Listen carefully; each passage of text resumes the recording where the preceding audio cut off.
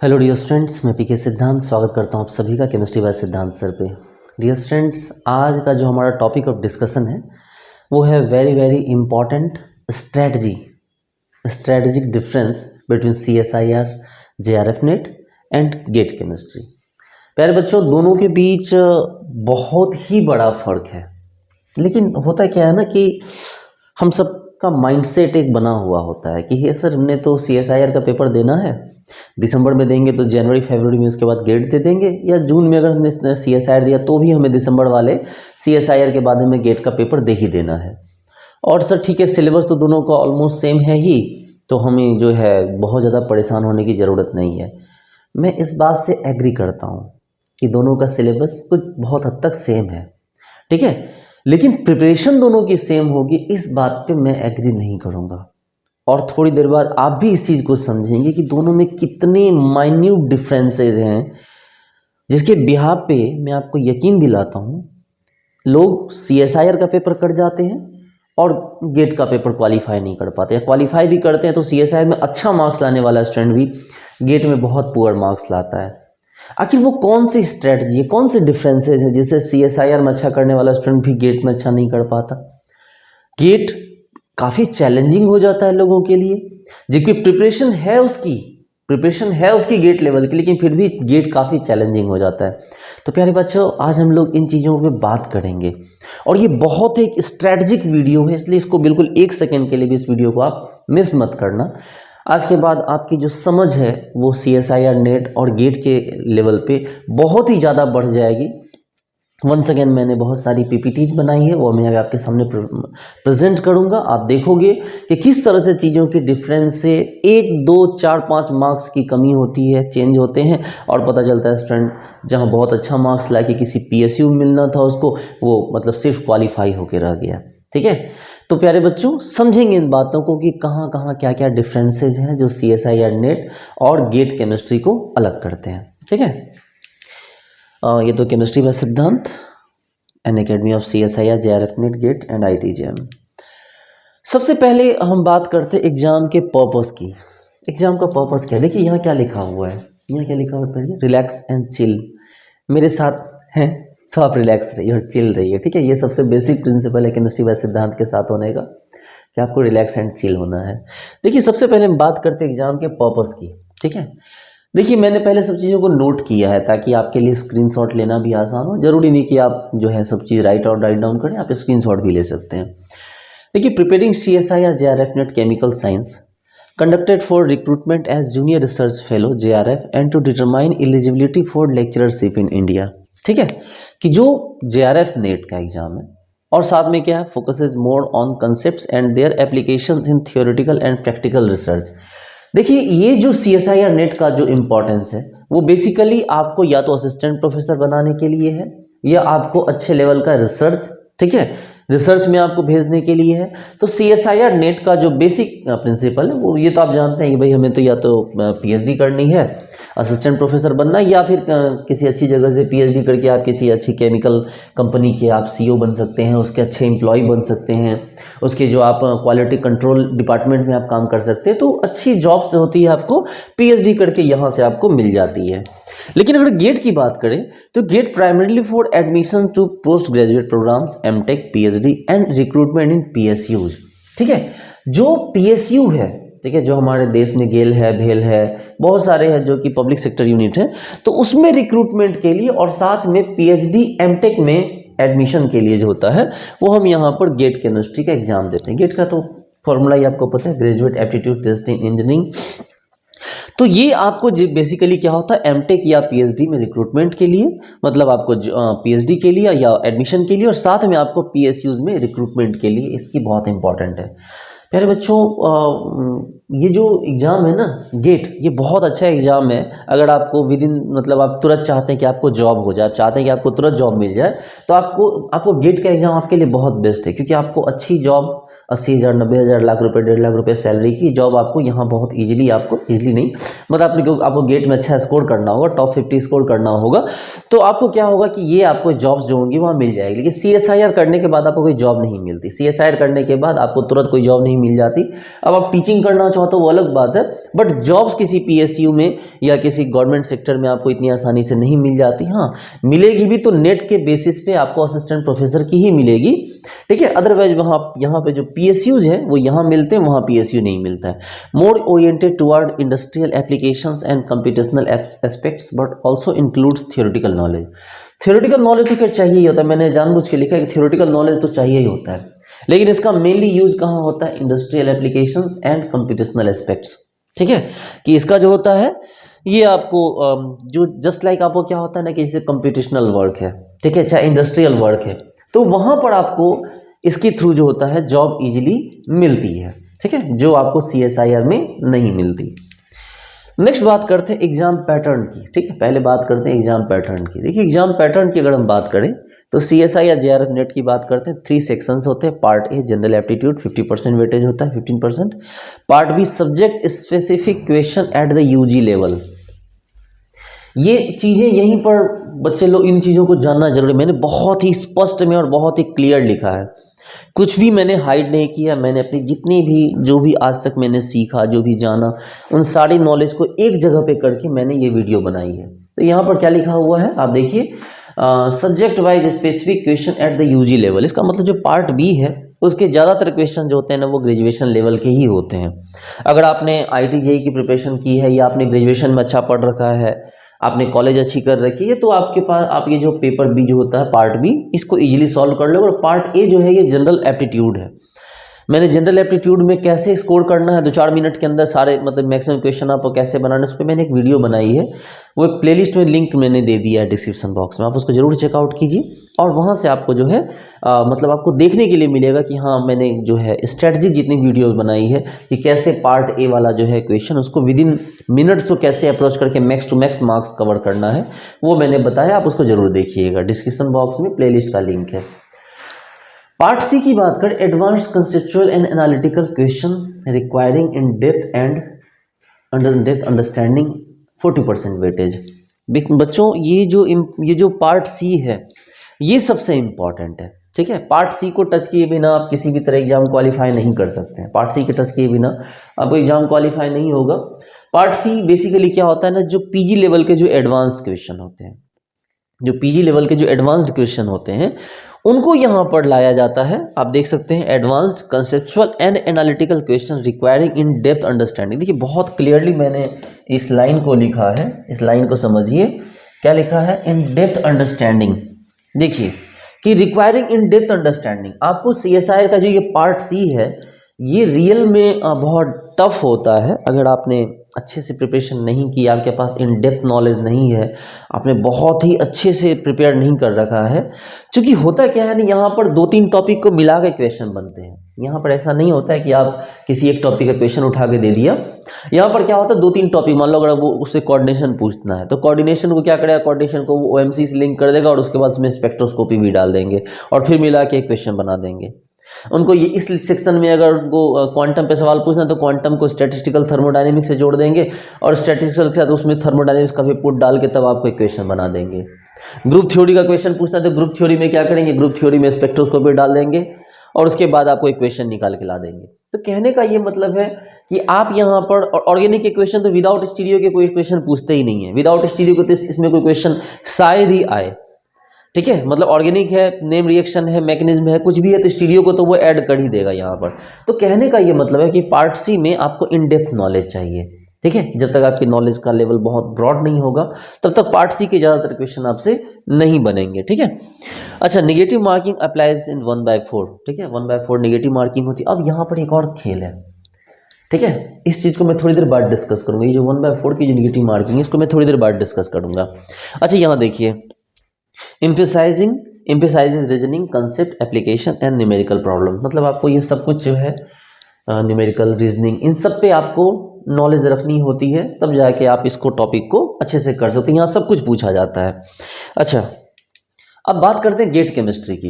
Gate chemistry का क्या फंडा है? गेट केमिस्ट्री जहाँ आपको वो 15% वेटेज वहाँ था, 15% वेटेज यहाँ भी है, लेकिन यहाँ पर क्या है, डिवाइडेड इनटू, यहाँ पर 2 पार्ट है, वहाँ पर 3 पार्ट थे, part A, part B, part C, यहाँ पर 2 पार्ट है। जनरल एप्टीट्यूड ये 15% वेटेज रखता है, और सब्जेक्ट स्पेसिफिक केमिस्ट्री 85% वेटेज, मतलब आपके सब्जेक्ट से 85% क्वेश्चन पूछता है। लेकिन आप इसको कम मत समझिए, ये जो 15% वेटेज है ये कम मत समझिए, क्योंकि CSIR और गेट का फंडा ये होता है कि CSIR में आपको सिलेक्टेड क्वेश्चन बनाने होते हैं, क्वेश्चन के नंबर बहुत ज़्यादा होते हैं, आपको क्वेश्चन बहुत ज़्यादा दिए, आपको अपना काम का क्वेश्चन बना लेना है, आपका क्वालिफाई हो जाएगा। आपके पास क्वेश्चन को क्विट करने का ऑप्शन होता है कि हाँ भाई क्वेश्चन छोड़ दूँ, बहुत सारा क्वेश्चन क्विट करने का ऑप्शन होता है, यहाँ ज़्यादा ऑप्शन नहीं होते हैं। इसीलिए ये जो 15% जो जनरल एप्टीट्यूड है ये बहुत मैटर करते हैं। मतलब समझो कि ये 15% जो 15 मार्क्स, 100 में से 15% तो 15 ही हुए, 15 मार्क्स, ये 15% मार्क्स इतने होते हैं कि आपको मतलब आउट ऑफ PSU से PSU में लेके चले जाएंगे। ठीक है, कि आपको अगर PSU ना मिलने वाला मार्क्स हो तो उससे आपको PSU वाले मार्क्स दिलवा देंगे। ये बहुत इंपॉर्टेंट होता है, और इसको छोड़ के जाना गेट में बहुत बड़ी गलती होती है, क्योंकि इसमें क्वेश्चन कैसे होते हैं वो हम लोग डिस्कस करेंगे, और आपको समझ में आएगा कि क्यों मैंने बोला कि यहाँ पर ये 50% वेटेज बहुत इंपॉर्टेंट है। सब्जेक्ट स्पेसिफिक केमिस्ट्री 85% वेटेज, ठीक है। Single paper with multiple choice question, देखिए इसमें क्या है, MCQ है, मतलब एक ऑप्शन, मल्टीपल सेलेक्ट क्वेश्चन, मतलब एक से ज़्यादा option, MSQ and numerical answer type NAT question. देखिए इसमें तीनों टाइप के क्वेश्चन है, ठीक है, MCQ है, MSQ है और NATs है। ये जस्ट लाइक आपको इसकी तरह है, JM के पेपर की तरह, ठीक है, कि यहाँ पर आपको MCQ है, MSQ और NATs तीनों है। Focus is on numerical ability and concise understanding. देखिए प्यारे बच्चों, रिलैक्स हो जाइए, शांत। वहाँ पर क्या लिखा मैंने, वहाँ पर लिखा इन डेप्थ अंडरस्टैंडिंग, और यहाँ क्या लिखा, कंसाइज अंडरस्टैंडिंग। दोनों में फ़र्क है। इन डेप्थ अंडरस्टैंडिंग और कंसाइज अंडरस्टैंडिंग में बहुत फ़र्क है। दोनों में फ़र्क ये है, मतलब एक है नॉलेज और दूसरा है स्मार्टनेस। CSIR आपसे डिमांड करता है नॉलेज की, जबकि गेट आपसे डिमांड करता है स्मार्टनेस की। इसको नॉलेज तो चाहिए ही, और CSIR को भी स्मार्टनेस चाहिए, लेकिन इसको स्मार्टनेस ज़्यादा चाहिए, इसको स्मार्ट लोग चाहिए, ठीक है, इसको टेंडर एज के स्मार्ट लोग चाहिए। तभी तो इसमें लिमिटेशन इसने लगा रखी है, CSIR ने लिमिटेशन थोड़ी ज़्यादा ऊपर है एज बॉर्डर की।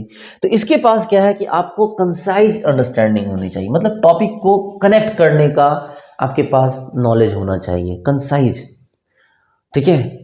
इन डेप्थ नहीं चाहिए, बहुत डीप यहाँ नहीं चाहिए होता है, यहाँ थोड़ा ऊपर ऊपर ही नॉलेज चाहिए होता है, लेकिन ऊपर ऊपर में बिल्कुल थ्रू आउट नॉलेज चाहिए होता है, ठीक है। ऊपर ऊपर का नॉलेज बिल्कुल थ्रू, आपको बहुत जरूरी नहीं है कि MSc लेवल, आपको MSc लेवल की बहुत इन डेप्थ नॉलेज हो, ठीक है। आपको यहाँ पर नॉलेज कम ही हो, लेकिन नॉलेज फ्रिक्वेंट हो, मतलब सारी चीज़ें कनेक्ट हो आपके पास। जो है आप जब सिलेबस पढ़ो, मतलब जब आप रिवाइज करो, तो आपके पास चीज़ें कनेक्ट फटाफट फटाफट फटाफट कनेक्ट होनी चाहिए, ठीक है। आपको यहाँ पर बहुत डीप नहीं जाना है, लेकिन आपको चीज़ों को ऊपर ऊपर कनेक्ट करने की आपके अंदर एबिलिटी होनी चाहिए। मतलब आपको MCQs वगैरह पे बिल्कुल कमांड होना चाहिए। बहुत ज़्यादा ये आपको मतलब बहुत ज़्यादा ये कैलकुलेशन नहीं करवाता है आपसे, बहुत ज़्यादा दिमाग नहीं लगवाता है। इसके क्वेश्चन वैसे होते हैं, अगर आपने नोट्स पढ़े हैं ठीक से तो इसके क्वेश्चन आपसे बन जाएंगे, ठीक है। लेकिन आपने नोट्स थ्रू आउट पढ़े होंगे, जो इसके बुक प्रेफर्ड हैं छोटे वाले, वो थ्रू आउट पढ़े होने चाहिए। तो ये चीज़ ये आपको गेट यहाँ पर डिमांड करता है। बात करेंगे सिलेबस की, ठीक है, सिलेबस की डिमांड करें।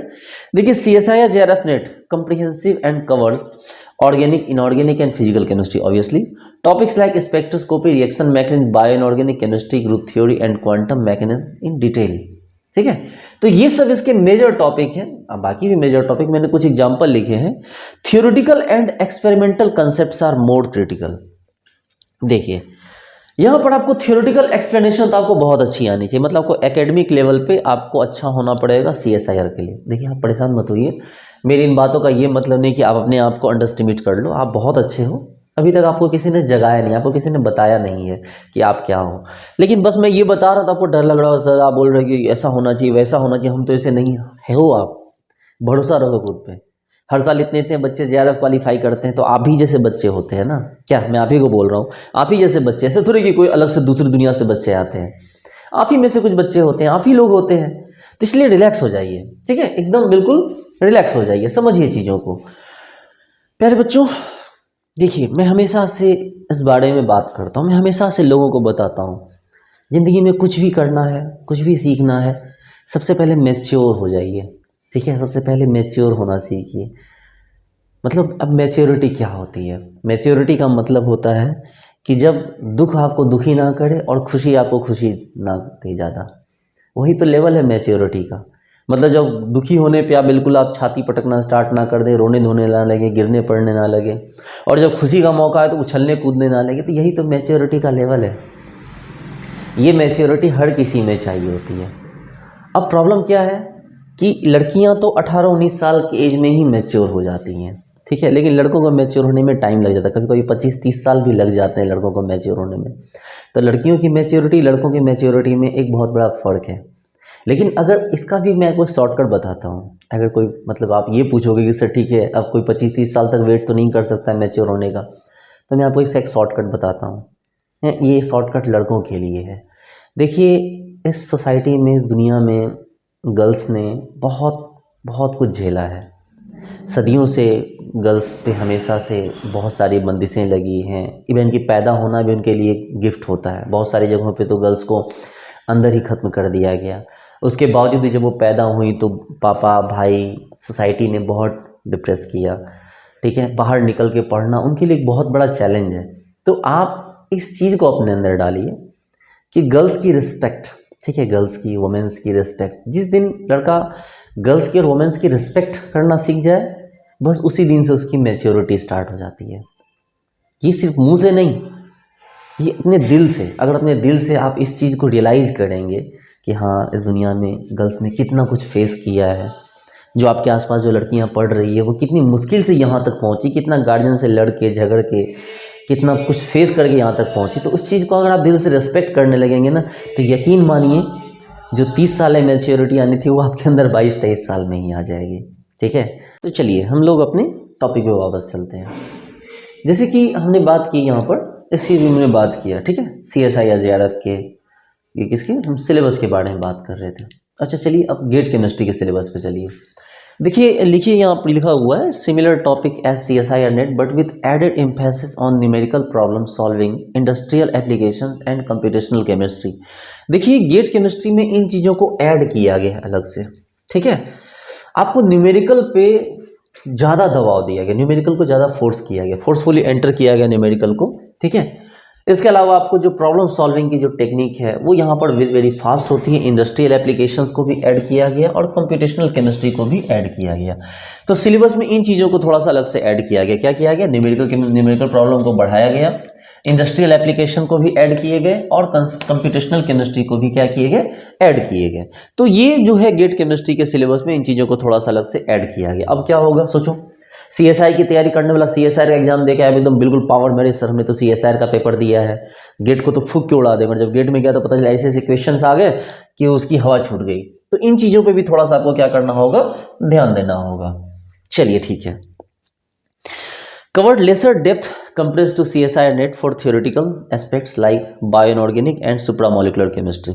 देखिए, इसमें आपको ऑब्वियस सी बात है, जो MSc लेवल की जो इन डेप्थ वाले टॉपिक्स हैं उनको यहाँ पर कवर नहीं करना होता है। बेसिकली अपने सिलेबस के अकॉर्डिंग चलना हो, जैसे बायोइनऑर्गेनिक है, सुप्रामोलिकुलर केमिस्ट्री है, ये सब जो है थियोरेटिकली आपको यहाँ पर कवर नहीं करना है, ठीक है। यहाँ पर उतना डीप में आपको कवर नहीं करना। बेसिक जो आपको him A, him B, him C, haemoglobin है, ठीक है, मायोग्लोबिन है, तो फेरेटिन वगैरह जो सिंपल फॉर्मूला है उसको आपको यहाँ पढ़ना है, इन डेप्थ आपको यहाँ पर नहीं जाना है। अच्छा, प्रिपरेशन फोकस, अब बात करें कि फोकस की अपने CSI और JRF नेट की बात करें, deep understanding of advance topic, obviously मैंने बताया, practice reasoning and lengthy problem solving. देखिए, इसी चीज़ को तो मैं बोल रहा हूँ, लेंदी प्रॉब्लम सॉल्विंग। आपके पास यहाँ क्वेश्चन में ऑप्शन इतने ज़्यादा क्यों होते हैं CSI में? कभी सोचा है कि CSI इतने ऑप्शन क्यों देता है?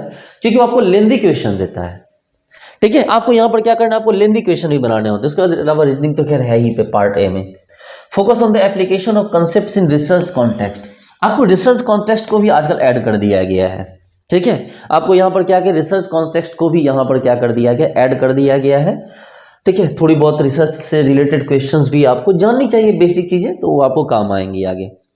की areas, reaction mechanism, spectroscopy, thermodynamics, quantum chemistry, ETC, ठीक है। मतलब ये की एरियाज है, चूँकि आप क्या है कि आप अगर कल चल के आगे काम करना चाहो तो उनके लिए जो ये टॉपिक्स हैं, समझो बात को, चूँकि आप रिसर्च रिलेटेड टॉपिक को आपको कवर करना होगा। देखो, आप रिसर्च करोगे किस में करोगे? या तो ऑर्गेनिक में करोगे, इनऑर्गेनिक में करोगे, या फिजिकल में करोगे, आपको 11th-12th की केमिस्ट्री तो पढ़ा नहीं रहे हो, आपके बेसिक काम कर लेंगे।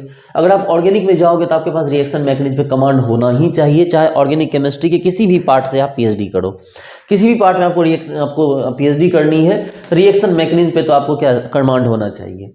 आप चलो, और उसके अलावा क्या, फिजिक्स में जाओ, मतलब आप जैसे फिजिकल केमिस्ट्री में जाते हो, फिजिकल केमिस्ट्री में थर्मोडायनेमिक्स और क्वांटम पे तो आपका बिल्कुल कमांड होना ही चाहिए, ठीक है, बिल्कुल कमांड होना ही चाहिए। और उसके अलावा स्पेक्ट्रोस्कोपी के बिना तो आपकी ऑर्गेनिक इनऑर्गेनिक हिलेगी भी नहीं। तो ये वो टॉपिक है जिस पे आपका स्पेशल कमांड होना चाहिए, क्योंकि इससे जब वो क्वेश्चन पूछते हैं तो उनको पता होता है कि हाँ भाई ये क्वेश्चन आने वाले टाइम में इस बच्चे को आना है, ये इस बच्चे को आगे पीएचडी जब करेगा ये किसी आईटी से, तो इसके पास इन टॉपिक पे कमांड होना चाहिए। और जब इन पे कमांड होगा तभी आप कैरेक्टराइजेशन करवा पाओगे। आप जैसे आप एनएमआर 1H एनएमआर करवाओगे, 13C एनएमआर करवाओगे, एक्सआरडी करवाओगे, पाउडर एक्सआरडी करवाओगे, ठीक है, आईआर करवाओगे, एफटीआईआर, आईआर तो होता ही नहीं, एफटीआईआर जो भी। तो आपको ये सारी चीज़ें के लिए क्या होना चाहिए कि आपको अपनी स्पेक्ट्रोस्कोपी वगैरह पे कमांड होना चाहिए, ठीक है। और ये सारे टॉपिक जो है ये इंपॉर्टेंट इसलिए हैं क्योंकि इन्हीं से आपके आने वाले टाइम की जो पीएचडी होती है, जो रिसर्च होता है, वो आपको यहाँ पर डिसाइड होगा। गेट केमिस्ट्री का क्या है? गेट केमिस्ट्री में क्या प्रायोरिटी थी? Prioritise problem solving skill and numerical computation, ठीक है, ये तो खैर चलो अच्छी बात है। Practice past year papers and focus on time management, obviously बात है, ये तो इंपॉर्टेंट है ही कि पास्ट ईयर पेपर्स को आप फोकस कीजिए और टाइम मैनेजमेंट पे भी फोकस कीजिए, क्योंकि आपके यहाँ पर आपको लेंदी क्वेश्चन है नहीं, आपको यहाँ क्वेश्चन प्रैक्टिस करनी, हर एक मिनट, 1.5 मिनट, 2 मिनट के अंदर क्वेश्चन सॉल्व हो जाए। आपको प्रैक्टिस इस तरह की होनी चाहिए। 2 मिनट लगा क्वेश्चन खत्म, नहीं तो छोड़ दो, आप एलिजिबल नहीं हुए। अगर आप ये क्वेश्चन सॉल्व करने 5 मिनट लग रहे हैं तो आप CSIR के लिए, मतलब CSIR में हो सकता है, क्योंकि CSIR के पार्ट सी में सिर्फ 25 क्वेश्चन करने होते हैं, पार्ट बी में 35 क्वेश्चन होते हैं, पार्ट ए में 15 क्वेश्चन होते हैं। लेकिन यहाँ पर जैसे आप चले जाओगे, यहाँ पर आ जाओगे तो यहाँ बातें बदल जाएगी। यहाँ पर पास क्वेश्चन छोड़ने का ऑप्शन होता नहीं, तो फटाफट क्वेश्चन करना होगा। यही आपके पास जो है टाइम मैनेजमेंट बहुत तगड़ा होना चाहिए। की areas, reaction dynamics, spectroscopy, kinetics and industrially relevant chemistry. Obviously बात है, आप जैसे कि आप मान लो PSU में जाओगे, ठीक है, स्पेक्ट्रोस्कोपी तो हर जगह इंपॉर्टेंट होता है, लेकिन आप PSU में जाओगे तो PSU में आपके लिए रिएक्शन मैकेनिज्म, उसको पता है कि गेट वाले को रिएक्शन मैकेनिज्म सीख के कौन सा बड़ा तीर मार लेगा, कौन सा इसको बैठ के फॉर्मूला निकालने हैं, है ना। तो ये उसको, और ना ही उसको आपके क्वांटम केमिस्ट्री से बहुत ज़्यादा उसको लेना देना है। क्वांटम सीख के क्या करोगे गेट के बाद, मतलब ये मत नहीं बोल रहा क्या करोगे, मतलब गेट वालों का एस्पेक्ट है कि क्वांटम का बंदा लेके क्या करेंगे, ठीक है। तो वो बोलेगा कि भाई तुम क्वांटम सीख के ही आओगे तो हमारा क्या कर लोगे, हमें तो तुम्हें मशीन पे बिठाना है, या तुम्हें, मतलब समझो कि एक तरह का ये सरकारी मजदूर हो गया, मजदूर तो नहीं, मजदूरों को ऑफिसर कह सकता हूँ। तो यहाँ पर ज़मीन पे उतर के काम करना होता है PSU में, तो इसीलिए ये उन चीज़ों पे फोकस नहीं करते। रिएक्शन डायनेमिक्स, अब रिएक्शन डायनेमिक्स क्या है, जैसे आप काम करवा रहे हो, रिएक्शन करवा रहे हो, किस प्रोसेस से रिएक्शन फास्ट होगा, किस प्रोसेस से रिएक्शन स्लो होगा, कब कैटलिस्ट डालोगे, ये चीज़ का तो पता होना चाहिए ना। एक मान लो सुपरवाइजर है जो काम करवा रहा है PSU में, उसको पता होना चाहिए कि जो रिएक्शन जो काम हो रहा है वो कैसे फास्ट होगा, कैसे ज़्यादा से ज़्यादा करे ताकि जल्दी से जल्दी ज़्यादा काम हो जाए। तो इसलिए आपको रिएक्शन डायनेमिक्स के बारे में आपको पता होना चाहिए। स्पेक्ट्रोस्कोपी तो हर कंडीशन में जरूरी है, आपको पता होना चाहिए भाई क्या निकला, उसको स्पेक्ट्रोस्कोपी करवा के देखा जाए, IR, UV, NMR, मास, ठीक है, ये चीज़ें तो आपको पता होना ही चाहिए, इसके बिना तो क्या काम ही नहीं होना। काइनेटिक्स की तो बहुत, चूंकि रिएक्शन की बात करें तो काइनेटिक्स की बात बहुत इंपॉर्टेंट, इंडस्ट्रियली रिलेवेंट केमिस्ट्री, मतलब इंडस्ट्रियल रिलेवेंट केमिस्ट्री का बहुत इंपॉर्टेंट। तभी तो कभी पूछो नहीं ये सवाल खुद से कि क्यों CSIR क्वालिफाई करने वाला गेट अच्छा नहीं कर पाता। आपने कभी खुद से ये सवाल नहीं पूछा है कि CSIR कर लेता है बंदा, गेट नहीं कर पाता, कि क्यों? तो ये वजह है, सिलेबस में इस तरह की चीजें होती है। डिफिकल्टी लेवल, और पता है क्या करते हैं, आयरनी देखो कि बच्चा जब प्रीवियस ईयर क्वेश्चन बनाता है तो उस पोर्शन को ही छोड़ देता है, बोलता है अरे ये सब क्या करना, और वही क्वेश्चन पूछता है। ये जो इंडस्ट्रियल वाले पोर्शन होते हैं ना, ये पूछ देता है और बच्चे बोलते हैं अरे सर, हाथ खड़ा कर दे, हमने तो पढ़ा ही नहीं CSIR में, और खुद को दोष देते हैं कि सर, मतलब सिस्टम को दोष देते, सर हमने तो पढ़ाया ही नहीं किया। अरे भाई CSIR की तैयारी अलग थी, गेट की तैयारी अलग थी, आपने इन चीज़ों को मिस आउट कर दिया। चलिए डिफिकल्टी लेवल, अगर बात करें डिफिकल्टी लेवल की तो CSIR JRF नेट में क्वेश्चन है, क्या है, questions are often conceptual and challenging, obviously बात है क्वेश्चन चैलेंजिंग होते, requires an understanding of experimental techniques and their theoretical basis. देखिए CSIR में आपको चूंकि आगे चल के रिसर्च ही करनी है, PSU में जाना नहीं, जॉब करनी नहीं तुरंत, रिसर्च ही करना, तो आपके पास एक्सपेरिमेंटल नॉलेज तो होना ही चाहिए, ठीक है। आपके और क्वेश्चन भी वैसे ही पूछे जाएंगे फिजिकल वाले चाहे ऑर्गेनिक वाले, बहुत सारे ऐसे क्वेश्चन पूछे जाएंगे जिसमें आपको एक्सपेरिमेंटल नॉलेज हो। रिएक्शन के नाम पूछ देगा वो, आपको प्रोसेस का नाम पूछ देगा, ठीक है। और वो प्रोसेस का नाम आपको तभी पता होगा जब आपने लैब में रिएक्शन किया हो। डरिए मत, डरिए मत, ठीक है। इसका ये मतलब नहीं कि आप क्वालिफाई नहीं करोगे, मैं बस आपको बता रहा हूँ। मैं तो 100% चीज़ बताऊंगा ना बच्चों, आपको डिसाइड करना है कि आप उसमें कितना क्या कवर कर सकते हो। मैं ये कहाँ बोल रहा हूँ जिसको ये नहीं आएगा तो वो क्वालिफाई नहीं करेगा। ऑप्शन तो बहुत सारे हैं। तो मैं आपको ये बता रहा हूँ कि अगर आपने अपने कॉलेज में लैब किया है, आपने लैब क्लासेज अटेंड की है, उसका बहुत बेनिफिट आपको मिलेगा, बहुत कुछ आपको सीखने के लिए मिलेगा वहाँ से। Good for those aiming and research career, ठीक है, अच्छी बात है। गेट केमिस्ट्री का फंडा देखिए। गेट केमिस्ट्री हम क्या देख रहे हैं भाई, हम देख रहे हैं डिफिकल्टी लेवल। गेट केमिस्ट्री के questions are application based and moderately difficult. बस ये लाइन में गौर से देखो, ये जो लिखा है मैंने, मॉडरेटली डिफिकल्ट मतलब डिफिकल्ट होता है, उतना डिफिकल्ट नहीं होता। ये चीज़ तो तभी से मैं बताने की कोशिश कर रहा हूँ आपको। टाइम टेकिंग नहीं है, ये चैलेंजिंग नहीं है, ये एप्लीकेशन बेस्ड है। फॉर्मूला आता है बनेगा, नहीं आता है नहीं बनेगा, याद है लिखोगे, नहीं याद है नहीं लिखोगे, ठीक है। ये घुमाता नहीं है चीज़ों को, टॉपिक को आपको इंट्राकनेक्ट नहीं करता। 2-3 टॉपिक मिला के क्वेश्चन ज़्यादा नहीं पूछे जाते यहाँ पर। आपके पास हर एक टॉपिक पे नॉलेज होनी चाहिए अच्छी, ताकि आपको एप्लीकेशन बेस्ड नॉलेज है। सीधा आपको फॉर्मूला पूछा, आपको मान लो किसी फॉर्मूला पे आना है, उस फॉर्मूला बेसिस क्वेश्चन है, आपको कर देना है। मतलब बहुत ही माइन्यूट लेवल के फंसाने वाले क्वेश्चन होते हैं। टाइम टेकिंग नहीं होगा, फंसाने वाले क्वेश्चन होंगे। उससे कुछ पॉइंट गायब कर दे और आपको सोचे कि इस बच्चे को आता होगा। तो आपको मैंने बोला ना, ऊपर ऊपर थ्रू आउट नॉलेज आपको होनी चाहिए, बहुत इन डेप्थ नहीं आना है।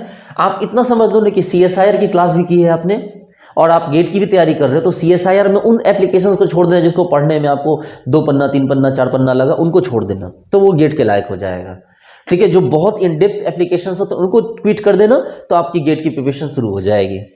चलो, focus more on efficiency and practical problems solving for engineering research carriers, ठीक है, ठीक है। ये बात वही है कि पर्पस इसका जो है वो इंडस्ट्रियल ही है। बात करेंगे रिसोर्सेज की। रिसोर्सेज क्या है हमारे पास, कौन से बुक्स हैं, कौन से रिसोर्स हैं। देखिए, CSIR JRF नेट के लिए अगर हम बात करें बुक्स की, तो principle of physical chemistry bye Puri Sharma Pathania, ये बहुत अच्छी बुक है, ठीक है। Organic chemistry bye क्लेडन, Greaves and warden, ठीक है, ये बहुत है। क्लेडन तो खैर आप ले ही लेना, मैंने सारी बुक्स के नाम लिख दिया, आपके पास जो भी हो तो ठीक है, अगर नहीं है तो क्लेडन ले लेना।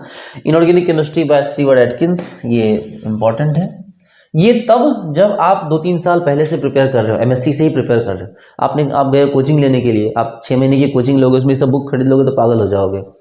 अगर आपने 6-7 महीने साल भर की प्रिपरेशन करके JRF निकालने का प्लान है तो बुक मत खरीदना। फिर अगर आप स्टार्टिंग से ही लगे हो कि हाँ भाई हम कॉलेज में हैं, मैं भी से JRF की प्रिपरेशन कर रहा हूँ, तो फिर बुक ले लेना आप, वो बेनिफिशियल होगा।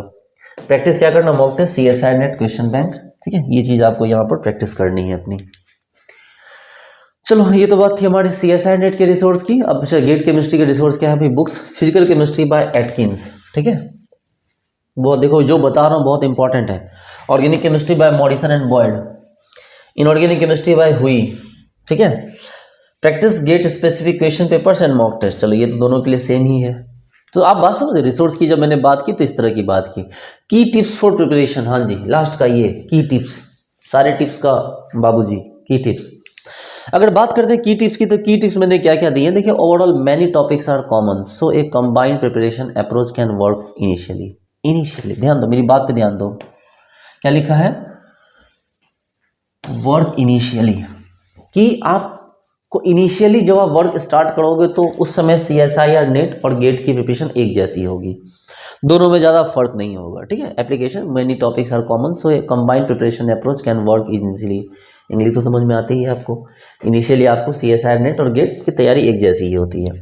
Exam specific practice, dedicate separate time to past year appears papers and mock test for the respective exams. देखिए, समय के साथ आपको क्या होना, स्पेसिफिक प्रैक्टिस करनी, यही बात मैं तभी से आपको बता रहा हूँ, दोनों अलग हैं। ज़्यादातर लोग, आपको पता है, मैंने जब फर्स्ट टाइम CSIR किया था, मेरा 2 बार JRF है, जब मैंने फर्स्ट टाइम किया तो उसके बाद जब मैं देने के लिए गया एग्ज़ाम, तो गेट का ही पेपर ही नहीं क्वालिफाई हुआ मेरा। मैं लिटरली मतलब क्या बोलूँ, डिप्रेशन में चला गया। मतलब हुआ, मार्क्स अच्छे नहीं है, रैंक होल्ड नहीं कर पाया मैं लिटरली डिप्रेशन में आ गया कि भाई ये क्या हो गया मेरे साथ। मेरी CSI की इतनी अच्छी रैंक है, सब कुछ इतना अच्छा, और मतलब ये मेरे मतलब गेट नहीं हुआ, मेरा गेट में अच्छा स्कोर नहीं आया, क्वालिफाइंग अलग चीज़, क्वालिफाइंग मैटर नहीं करता है, रैंक नहीं आया, बहुत परेशान हो गया। ठीक है, और फिर क्या किया मैंने, गेट पे ध्यान दिया। तो अगली साल जे आर एफ तो तभी निकला मेरा, नेक्स्ट टाइम 2 बार में जे आर एफ निकला, अगली बार भी जे आर एफ निकला, लेकिन गेट पे जब मैंने पूरा फोकस किया तो लगा कि जे आर एफ हाथ से निकल जाएगा। तो चूंकि क्या है, दोनों की स्ट्रेटजी अलग है। अब थोड़ा सा दोनों देखो, 24 घंटे में मान लो आप 10 घंटे आप छोड़ दो, 14 आवर का टाइम होता है। ठीक है, तो आप 14 आवर को मैनेज करना होगा, कॉमन आवर देना होगा, 10 घंटे का टाइम कॉमन। मान लो 14 घंटे स्टडी करते हो दिन में, आपको 10 घंटे का टाइम तो कॉमन रह गया, लेकिन जो 4 घंटे का टाइम है उसको 2 घंटे नेट के लिए अलग निकालो, 2 घंटे नेट के लिए आपको गेट के लिए अलग निकालो। आप बात समझ रहे हो, थोड़ा स्पेसिफिक टाइम दोनों को अलग अलग देना होगा। चलिए, उसके बाद क्या कह रहा है, concepts versus speed, CSIR demands more detailed understanding while GATE requires quicker calculation and problem solving. तभी तो आपको गेट में जो है वो कैलकुलेटर ले जाने भी देता है। इस लाइन को आप गांठ बांध लो, ये टाई नॉट, देखो इस लाइन को गौर से पढ़ो, आप क्या लिखा हुआ है, concepts versus speed, CSIR demands more detailed understanding while GATE requires quicker calculation and problem solving. ठीक है, इस वीडियो को बनाने मुझे 2 दिन का मेहनत मैंने की है। इस सारे कंटेंट को जुटाने में बहुत टाइम लगा, काफ़ी कुछ नेट पे रिसर्च करना था, काफ़ी चीज़ों को सीखना था, काफ़ी लोगों से ये सीखा कि भाई किस तरह से चीज़ों को हम एक्सप्लेन करें कि ज़्यादा अंडरस्टैंडिंग क्रिएट हो। तो चलो ये वाली बात यहाँ पर आ गई। तो फाइनली अब एक लास्ट लाइन जो मैंने लिखी है, by tailoring your preparation according to the specific demands of each exam you can maximise your chances of success. मैं कभी नहीं कहता हूँ कि आप 100% क्वालिफाई करोगे, मैं गलत फहमी में नहीं लोगों को रखता, ना किसी को झूठा दिलासा देता हूँ। आप अच्छे से प्रिपरेशन करोगे, स्ट्रैटेजी से चलोगे, तो ये ज़रूर है कि आप एक अपनी जगह बना लोगे, अपने लिए एग्ज़ाम क्वालिफाई करने के आपके चांसेस बढ़ जाएंगे। दुनिया यही है कि आप कितनी चीज़ों को मैक्सिमाइज करते हो, प्रोबेबिलिटी को कितना मैक्सिमाइज कर पाते हो, यही रियलिटी, यही बेसिक है सब कुछ का। ठीक है, तो प्यारे बच्चों, मुझे लगता है कि आपकी सारी क्वेरीज खत्म हो गई होगी। ठीक है, हमारे एप्लीकेशन केमिस्ट्री बाय सिद्धांत को डाउनलोड कीजिए, ठीक है, प्ले स्टोर से। हमारे पास सारे कोर्सेज हैं, CSIR NET GATE IIT JAM के, आप उनमें से कोई भी कोर्स परचेज कीजिए, इससे आप हमारे व्हाट्सएप ग्रुप पे जुड़ जाएंगे। बाकी मैंने अपना एक व्हाट्सएप ग्रुप का लिंक भी डाला है, अगर आप यहाँ तक आए हैं तो मतलब आप एलिजिबल है। आप इसको डिस्क्रिप्शन बॉक्स को टच करके उसमें व्हाट्सएप ग्रुप का लिंक है, वहाँ से जाके आप हमारे व्हाट्सएप ग्रुप में जुड़िए। किसी भी तरह का हम लोग डिस्कशन होगा वो करेंगे। अगर आपको किसी भी तरह का डाउट है तो मेरे मोबाइल नंबर 9471280280 इस पर आप व्हाट्सएप कर सकते हैं। आपकी कोई क्वेरी होगी तो मैं ज़रूर बताऊंगा। अब ये नहीं कि मैं तुरंत रिप्लाई नहीं दूंगा, लेकिन आपकी कोई भी क्वेरी होगी तो आप पूरा क्वेरी लिख देना। मतलब आप ये मत करना, ये नहीं कि आप मेरे रिप्लाई का वेट करना कि सर पहले आप रिप्लाई दो फिर मैं आपको बताऊंगा। आप एक मैसेज में सारी बात लिख देना और भेजना, मैं उसके सॉल्यूशन में जो भी होगा, जो भी उसका राइट पाथ होगा, राइट वे होगा, वो मैं आपको रिप्लाई करूँगा। क्योंकि आप लोगों से पर्सनली कनेक्ट रहना मुझे अच्छा लगता है। ठीक है, क्योंकि आज आप स्टूडेंट हैं, एक समय मैं भी स्टूडेंट था। ठीक है, तो प्यारे बच्चों, मिलते हैं फिर नेक्स्ट लेक्चर में। आप सभी को best of luck and thank you, bye.